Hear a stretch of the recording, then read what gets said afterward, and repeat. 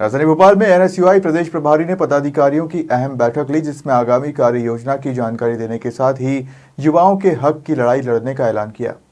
NSUI की प्रदेश पदाधिकारी की एक महत्वपूर्ण बैठक कांग्रेस कार्यालय में रखी गई, जिसमें प्रदेश में बढ़ती नशाखोरी पर चिंता जताई।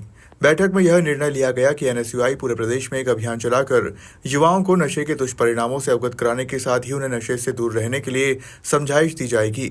वहीं एनएसयूआई के प्रदेश प्रभारी रवि दांगी ने कहा कि युवाओं के हित की लड़ाई कैसे लड़ी जाए सहित अन्य मुद्दों को लेकर बैठक रखी गई थी। देखिए, मध्य प्रदेश के अंदर हर वह जो कह सकते हैं कि जनता के हित की लड़ाई है, छात्रों के हित की लड़ाई है।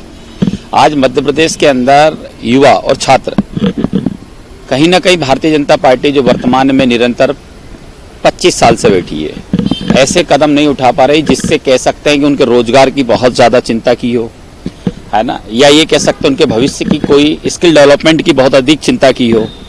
तो इन सब चीज़ों के साथ में कांग्रेस पार्टी तो काम कर ही रही है, लेकिन कांग्रेस पार्टी के साथ में जो भारतीय राष्ट्रीय छात्र संघ है एनएसयूआई, वो भी कार्य कर रहा है।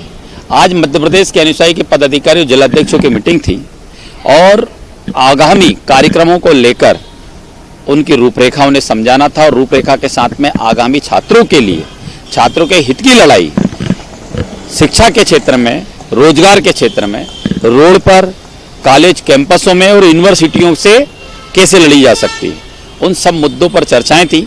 और जिलाओं के अंदर जो उन्होंने कार्य किए हैं अभी तक एनएसयूआई के माध्यम से, उनका कहीं ना कहीं एक डिस्कशन था। तो डिस्कशन के माध्यम से कार्यों को और कितना बेहतर कर सकते हैं और कितनी बेहतर तरीके से लड़ा जा सकता है। जैसा कि कल आपने देखा कि कांग्रेस पार्टी के प्रदेश अध्यक्ष जीतू पटवारी जी ने अपनी एक चिंता जाहिर की कि मैं मध्य प्रदेश के अंदर आज विपक्ष में रह के कांग्रेस पार्टी का प्रदेश अध्यक्ष हूँ और मैं देख रहा हूँ कि मध्य प्रदेश के अंदर युवा जो भविष्य राज्य का, देश का, वो नशे में लीन होते जा रहा है। मतलब कहीं ना कहीं मोहन सरकार नशा बेचने का डायरेक्ट कार्य कर रही है और युवाओं को अपने भविष्य रोकने का कार्य कर रही है। ये उन्होंने आवाज उठाई और ये कहा कि भले ही मेरी जान चली जाए, लेकिन मैं मध्य प्रदेश के मुख्यमंत्री और मध्य प्रदेश सरकार से कहता हूं कि यदि मेरे मध्य प्रदेश के अंदर युवाओं के बीच का नशा रोका जाता है तो मुझे हर एक सजा मंजूर है। तो हमने ये तय किया है कि एनएसयूआई के माध्यम से इस मध्य प्रदेश के अंदर नशा मुक्ति अभियान चलाया जाएगा।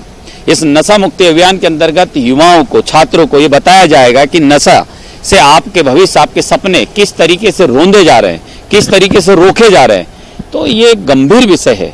इस गंभीरता के साथ में मीटिंग की गई है और आगामी कार्यक्रम जैसे छात्र संघ चुनाव 2017 के बाद हुए ही नहीं।